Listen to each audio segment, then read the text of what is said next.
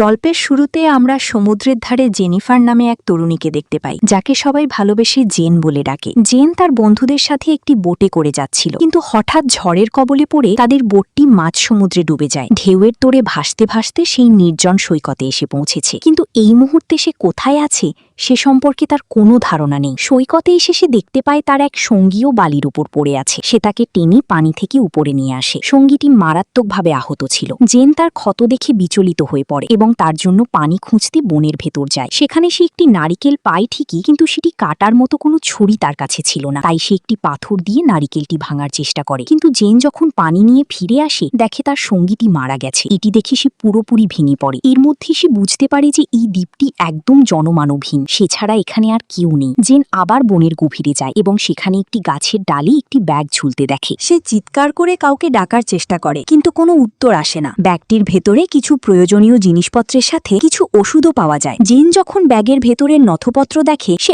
অবাক হয়ে লক্ষ্য করে যে তারিখটি ছিল 1994 সালের। জেন বুঝতে পারে আজ থেকে অনেক বছর আগে এখানে কেউ না কেউ এসেছিল, যারা সম্ভবত এখান থেকে আর ফিরতে পারেনি। সে বনের আরও তল্লাশি শুরু করে এবং একটি বিশাল পুরনো গাছ দেখতে পায়। গাছটি ভেতর থেকে পুরোপুরি ফাঁপা বা খোকলা ছিল। রাত নেমে আসায় এবং প্রচণ্ড বৃষ্টি শুরু হওয়ায় জেন বনের শুকনো পাতার স্তূপের নিচে কোনো মতে রাত কাটায়। পরদিন সকালে সে দ্বীপের এক কোণে 3টি মানুষের কবর দেখতে পায়। জেন পরম মমতায় তার মৃত সঙ্গীকেও সেখানে দাফন করে। সমুদ্রের তীরে সে কিছু মরা মাছ দেখতে পায়, যাদের শরীরে কোনো এক হিংস্র প্রাণীর বড় বড় নখের গভীর আঁচড় ছিল। জেন সেটিকে খুব একটা গুরুত্ব দেয় না, কারণ সে তখন প্রচণ্ড ক্ষুধার্ত। সে ওই মাছগুলো খেয়েই ক্ষুধা মেটায়। জেনের বিশ্বাস ছিল যে তাকে উদ্ধার করতে কোনো না কোনো রেস্কিউ হেলিকপ্টার বা জাহাজ এই দ্বীপের পাশ দিয়ে অবশ্যই যাবে, কিন্তু সারাদিন অপেক্ষা করার পরও কেউ আসে না এবং রাতে সে ক্লান্ত হয়ে এক জায়গায় ঘুমিয়ে পড়ে। পরদিন সকালে উঠে সে যা দেখে তাতে তার রক্তহীন হয়ে যায়। তার বন্ধুর দেহটি যে কবরে সে দাফন করেছিল সেটি খুঁড়ে দেহটি উধাও করে দেওয়া হয়েছে। জেন প্রচণ্ড ভয় পেয়ে যায় এবং নিশ্চিত হয়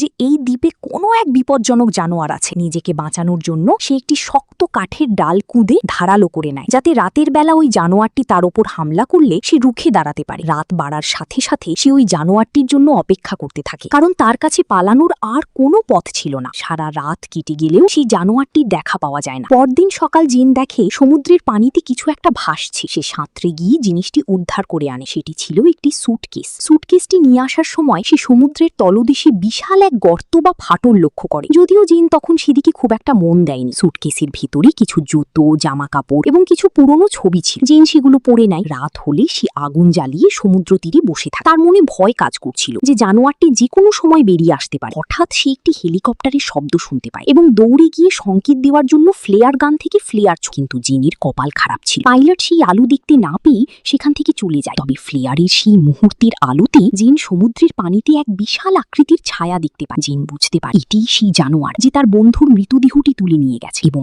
এখন সে জেনকেও মেরে ফেলে। সে প্রাণ ভয়ে বনের গভীরে গিয়ে লুকিয়ে। সেই দানবটি বা মনস্টার বেশ কয়েকবার জেনের পাশ দিয়ে গেলেও সে একদম চুপ করে থাকায় তাকে দেখতে পায় না এবং শেষ পর্যন্ত পানিতে ফিরে যায়। জেন তখন বুঝতে পারে যে দানবটি বনের নয়, বরং পানির নিচে থাকে। অথচ এতক্ষণ তার ধারণা ছিল বনের কোনো হিংস্র পশু হয়তো তার প্রাণীর ঝুঁকি হয়ে দাঁড়িয়েছে। সুটকেসের ভেতর পাওয়া ছবিগুলো দেখে জেন এক চাঞ্চল্যকর তথ্য পায়। সে বুঝতে পারে তার আগে এখানে এক পরিবার এসেছিল। একটি ছবিতে জেন লক্ষ্য করে একটি বাচ্চার ঠিক পেছনে দুটো চোখ জ্বলজ্বল করছে। যে চোখগুলো ছিল সেই ভয়ঙ্কর মনস্টার বা দানবটি। জেন সিদ্ধান্ত নেয় আজ যে কোনো মূল্যে তাকে এই দ্বীপ ছাড়তে হবে, কারণ সে জানি রাত হলেই দানবটি আবার আসবে এবং এবার তাকে মেরেই ফেল। সে সুটকেসটিকে লাইফ জ্যাকেট দিয়ে বেঁধে পানিতে ভাসানোর চেষ্টা করে, যাতে সেটির উপর ভর করে সমুদ্র পাড়ি দিতে পারে, কিন্তু পানিতে নামতেই সুটকেসটি খুলে যায় এবং জেন চাইলেও আর দ্বীপে ফিরতে বাধ্য হয়। রাত হওয়ার আগেই সে সেই শক্ত ফাঁপা গাছটির ভেতরে আশ্রয় নেয়। জেন জানি দানবটি তাকে পুরো জঙ্গল খুঁজে বেড়াবে। ভয়ে আর ক্লান্তিতে একসময় তার চোখ লেগে আসে। মাঝরাতে এক বিকট শব্দে তার ঘুম ভেঙে যায়। সে বুঝতে পারে দানবটি তার ঠিক পাশেই আছে। আসলে দানবটি টের পেয়েছিল জেন গাছের ভেতরেই লুকিয়ে আছে। সে গাছটির উপর বারবার প্রচণ্ড বেগে হামলা করে, কিন্তু গাছটি অনেক মজবুত হওয়ায় সে জেন পর্যন্ত পৌঁছাতে পারে না এবং ব্যর্থ হয়ে আবার সমুদ্রে ফিরে যায়। সকালে বাইরে বেরিয়ে জেন দেখে দানবটি গাছটিকে মারাত্মকভাবে ক্ষতিগ্রস্ত করেছে। জেন এখন নিশ্চিত যে মনস্টারটি কেবল রাতেই আসে।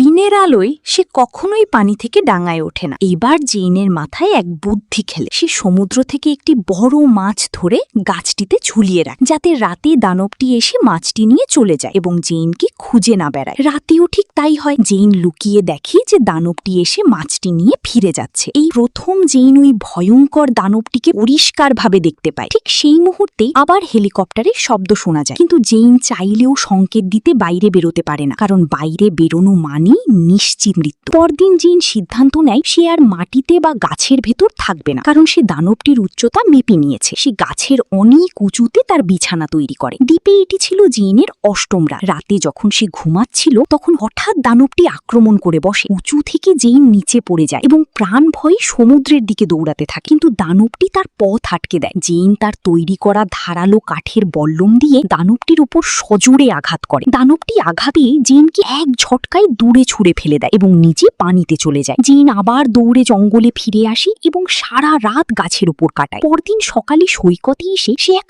আশ্চর্যজনক দৃশ্য দেখে। সমুদ্রে একটি র্যাফট বা ভেলা ভাসছে। জেন দেখে অবাক হয় যে সেখানে তার বয়ফ্রেন্ড এবং আরেক বান্ধবী রয়েছে, যারা গত ৮-৯ দিন ধরে সমুদ্রে ভাসছিল। জেইনকে দেখে তারা তীরে আসে। জেইন তার বয়ফ্রেন্ডকে ফিরে পেয়ে ভীষণ খুশি হয় এবং তাদের জন্য মাছ রান্না করে। জেইন তাদের সবকিছু খুলে বলে, এই দ্বীপটি কতটা বিপজ্জনক এবং কিভাবে প্রতি রাতে সমুদ্রের গভীর থেকে এক দানব এসে সবকিছু তছনছ করে দেয়। কিন্তু তার বয়ফ্রেন্ড আর বান্ধবী তার কথা বিশ্বাস করতে চায় না। জেইন বারবার তাদের অনুরোধ করে বলে, আমাদের এক বন্ধু ইতিমধ্যে মারা গেছে। রাত হওয়ার আগেই আমাদের এই দ্বীপ ছেড়ে চলে যেতে হবে, না হলে দানবটা কাউকেই বাঁচিয়ে রাখবে না। কিন্তু তার বান্ধবী রাজি হয় না। সে বলে যে গত ৮ দিন তারা পানিতে ভেসেছে, এখন আর তারা ওই ভয়ঙ্কর পানিতে ফিরতে চায় না। জেইনের বয়ফ্রেন্ডও জেইনের কথাকে পাগলামি বলে উড়িয়ে দেয়। জেইন বুঝতে পারে এরা সহজে যাবে না, তাই সে সুযোগ বুঝে তাদের ভেলাটি নিয়ে একাই পালিয়ে যাবার সিদ্ধান্ত নেয়। সে ভেলাটিতে উঠতে বসতেই তার বয়ফ্রেন্ড আর বান্ধবী তাকে দেখে ফেলে। সে পালানোর আগেই তারা জেইনকে ধরে ফেলে। জেইন তখন হিতাহিত জ্ঞান হারিয়ে ধস্তাধস্তি শুরু করলে তার বান্ধবী জেইনকে আঘাত করে অজ্ঞান করে দেয়। যখন জেইনের জ্ঞান ফিরে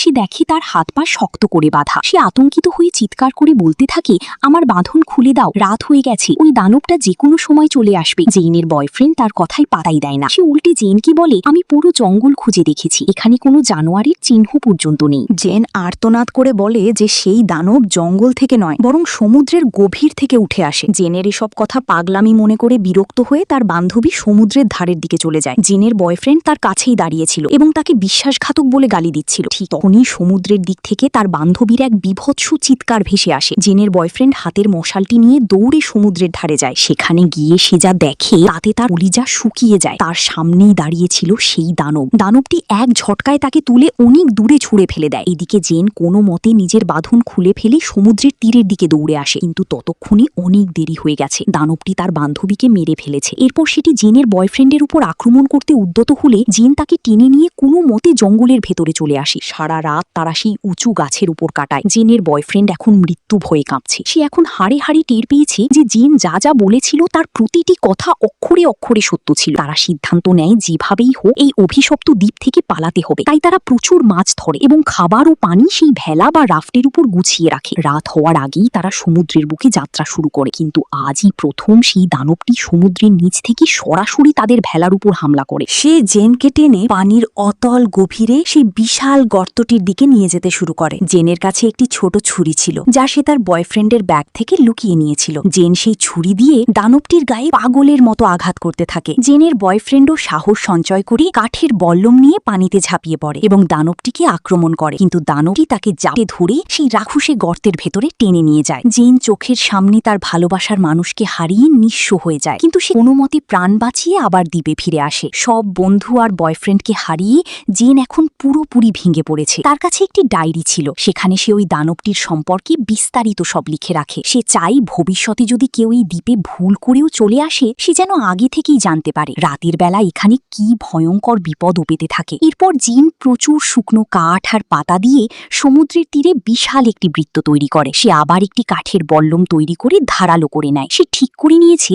আজ রাতে যখন দানবটি আসবে, হয় সে মরবে নয়তো ওই দানব শেষ হবে। রাত বাড়ার সাথে সাথে দানবটি আবার সমুদ্র থেকে উঠে আসে। সেও এবার প্রচন্ড ক্ষিপ্ত, কারণ জিন তাকে বারবার আঘাত করে জখম করেছে। দানবটি জিনের তৈরি করা সেই শুকনো পাতার বৃত্তের মাঝখানে পা রাখা মাত্রই জিন সেখানে আগুন ধরিয়ে দেয়। দানবটি আগুনের বৃত্তে আটকা পড়ে যায়। এই সুযোগে জেন তার ছুরি আর কাঠের বল্লম দিয়ে দানবটির উপর বারবার আক্রমণ করতে থাকে। থাকে। দানবটিও পাল্টা আক্রমণ করে জেনকে রক্তাক্ত করে দেয়। দুজনেই প্রচণ্ড জখম হয় এবং এক পর্যায়ে দানবটি জেনকে মেরে ফেলার একদম কাছাকাছি চলে আসে। ঠিক সেই অন্তিম মুহূর্তে জেন তার সর্বশক্তি দিয়ে কাঠের বল্লমটি দানবটির হৃৎপিণ্ড বরাবর গেঁথে দেয়। দানবটি আর্তনাদ করে লুটিয়ে পড়ে এবং মারা যায়। জেন দানবটির মাথাটি কেটে আলাদা করে নেয়, যাতে সে পৃথিবীকে প্রমাণ করতে পারে যে সে কোনো কাল্পনিক গল্পের কথা বলছে না, বরং সে সত্যিই এক দানবের শিকার হয়েছিল। এরপর সে সেই মাথাটি নিয়ে ভেলার সাহায্যে সমুদ্রের দিকে যাত্রা শুরু করে। পিছন ফিরে তাকালে দেখা যায় পুরো দ্বীপটি দাউ দাউ করে জ্বলছে। সম্ভবত এই আগুনের শিখা দেখে কোনো জাহাজ বা হেলিকপ্টার তাকে উদ্ধার করতে এগিয়ে আসবে। আর এভাবেই জেনের বেঁচে থাকার লড়াই আর এই রোমহর্ষক সিনেমার সমাপ্তি ঘটে। তো গল্পটি ভালো লাগলে একটি লাইক ও সাবস্ক্রাইব করে পাশে থাকবেন।